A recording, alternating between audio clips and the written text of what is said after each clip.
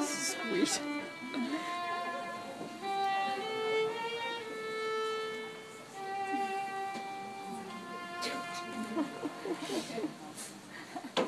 Please stand for the bride.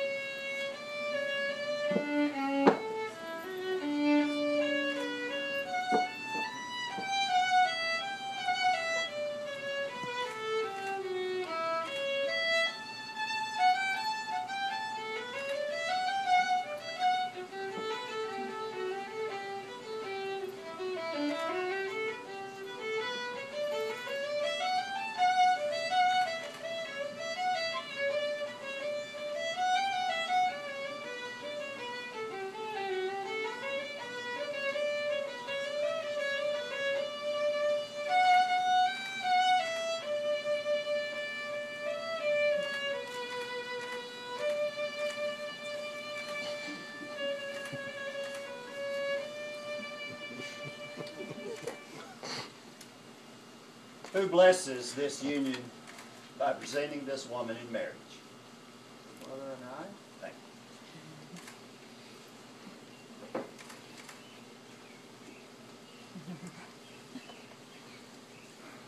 you. Family and guests may be seated.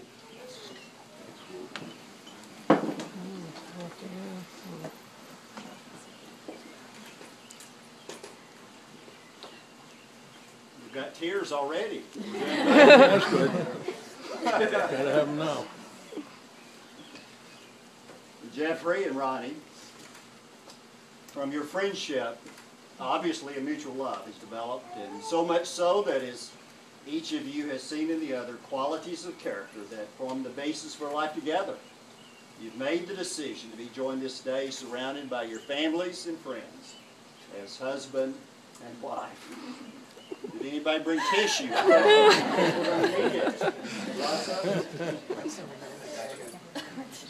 Well, I know that Jeffrey and Ronnie appreciate each and every one of you for being here today to share this very special time in their life. Jeffrey and Ronnie, you've decided to be married today because you want to commit your love and lives to each other. And no doubt you do believe that you can meet each other's deepest needs for love and companionship. And when you think about it, you've truly honored each other just by choosing each other to share in this intimate and trusting way all the joys, hopes, and dreams of life. And I'm sure that you both recognize that love is more than the warm glow of romance. It's caring. It's caring as much about the needs and interests of your partner as you do your own. And your love for each other does not cause you to lose your own identity, but it does unite you in life's goals and purposes. We have a special reading at this time by Hildy. And Hildy, I'm sorry I cannot pronounce your last name. I may have even messed up your first name. Please. Where would you have me? Right in front of us. This is an excerpt from Captain Corelli's Mandolin by Louis de Bernière on marriage. Love is a temporary madness. It erupts like volcanoes and then subsides. And when it subsides, you have to make a decision. You have to work out whether your roots have so entwined together that it is inconceivable that you should ever part. Because this is what love is. Love is not breathlessness. It is not excitement. It is not the promulgation of eternal passion. That is just being in love, which any fool can do. Love itself is what is left over when being in love has burned away. And this is both an art and a fortunate accident.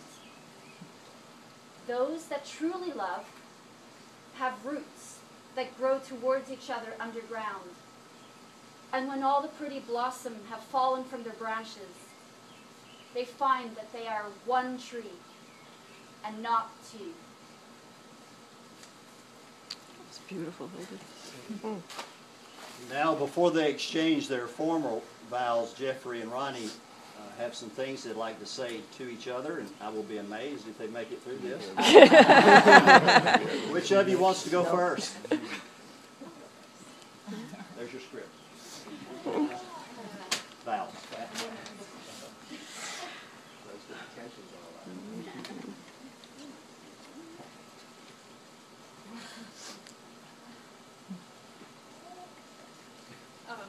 From the first weekend we met, I knew you were different.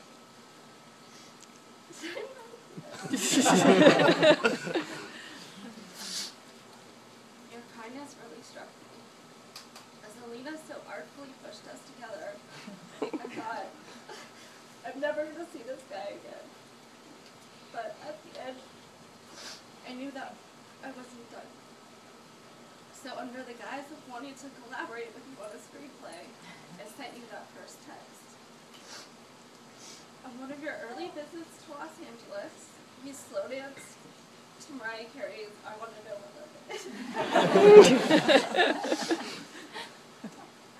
And as silly as it sounds, I remember thinking that I did want you to show me. I had the falling in love part down, but staying in love was another story.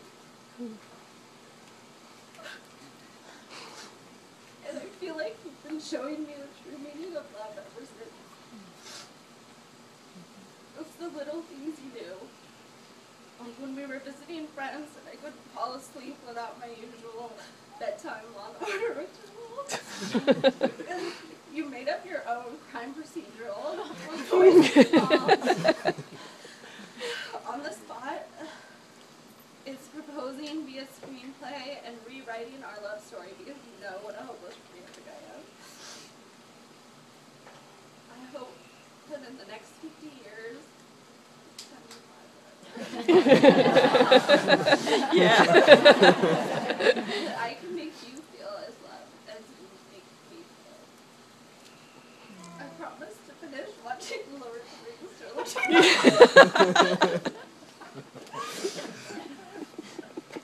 To let you critique the meal you just cooked as we eat it.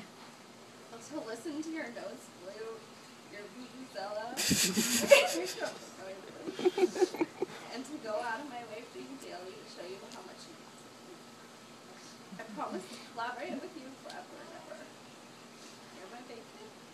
My best friend, my partner, and a honor to be sitting next to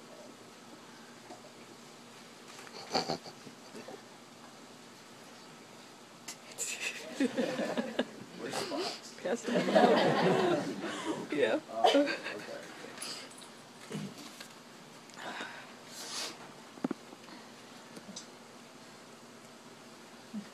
I've never been one for following recipes and instructions, and our relationship is another shining example of this.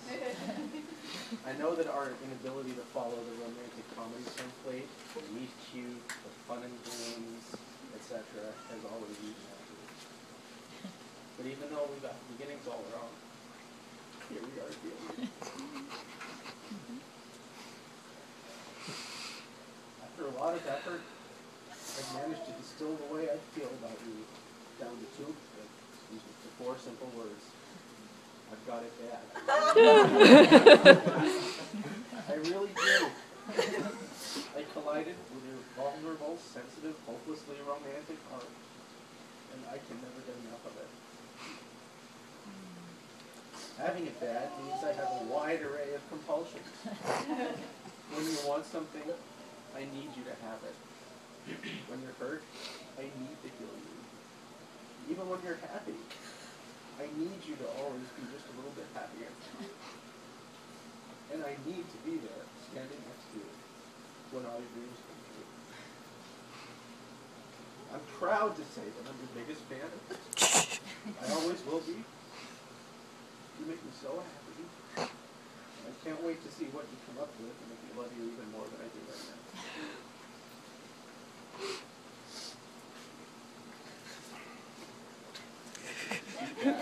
Yeah, it's downhill from here.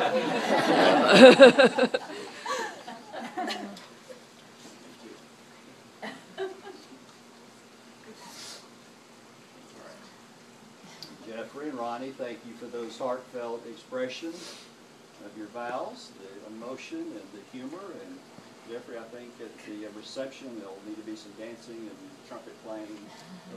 And bring the nose. Well, now in just a moment you will exchange these formal vows. Before you do, I want to remind you and all of us here of what a vow is. A vow is a solemn promise, a pledge that binds. It's a commitment of heart, soul, mind, and body. A commitment that recognizes the marriage relationship to be the most important of all human relationships. A commitment that will not let go because it is persistent and tenacious in the face of life's challenges. And in fact, your love and commitment can grow even stronger as you work through and overcome those challenges. And truly, it is one of life's greatest gifts to be able to both give and receive such a commitment as this. And understanding these things about the vows you're about to exchange does cause us to listen with great reverence and awe, because we know they're not mere words. A lot of smiling faces back here. You want to look back and see them for just a moment. And so now, first of all, Jeffrey, as you're looking at Ronnie, listen as I ask you this question. At the end, you may answer, I do. Jeffrey, do you take Ronnie to be your wedded wife, to have and to hold from this day forward, for better, for worse, for richer, for poor, in sickness and in health, as long as you both shall live? I do.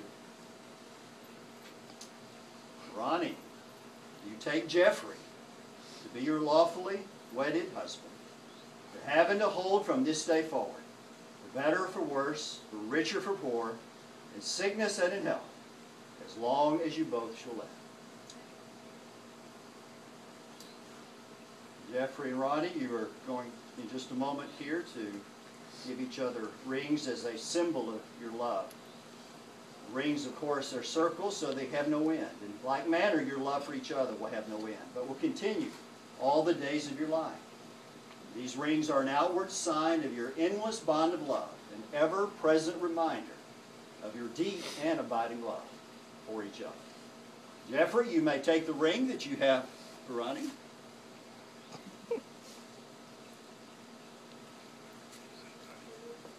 Place the ring on her finger.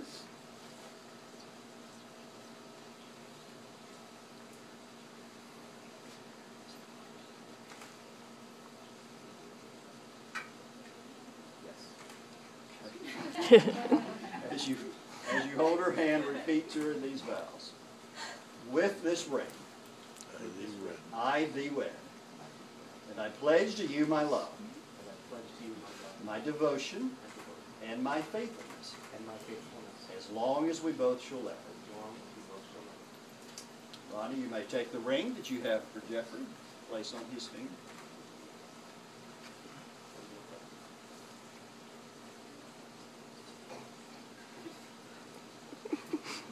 You got 50% chance of getting it right. As you hold his hand, repeat these vows. With this ring, I thee wed. And I pledge to you my love, my devotion, and my faithfulness, as long as we both shall live.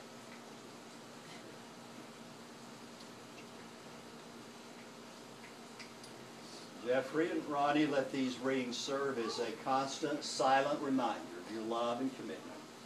And when you look at your rings, let them bring a smile to your face as you remember there's someone who loves you more than anyone else in the world, and someone you love more than anyone else in the world. I may offer you this brief marital admonition, Jeffrey and Ronnie, may you not try to change each other, for then you would lose what you fell in love with. Instead, each day find something new to admire in the other and fall in love with. When individual differences come into conflict, resolve them without hurting. And do not allow a single day of resentment to build up. May the challenges of your life be met together with courage and optimism, learning from any failures and growing in your achievements. And may the spirit of love always be a part of your lives, so that this union we're celebrating today be worthy of continued celebrations in all of life's tomorrows. Jeffrey and Ronnie, it's because you've made these vows of love and commitment to one another with the blessing of family and friends, by the authority vested in me, I pronounce you to be husband and wife. Jeffrey, you may now kiss your bride.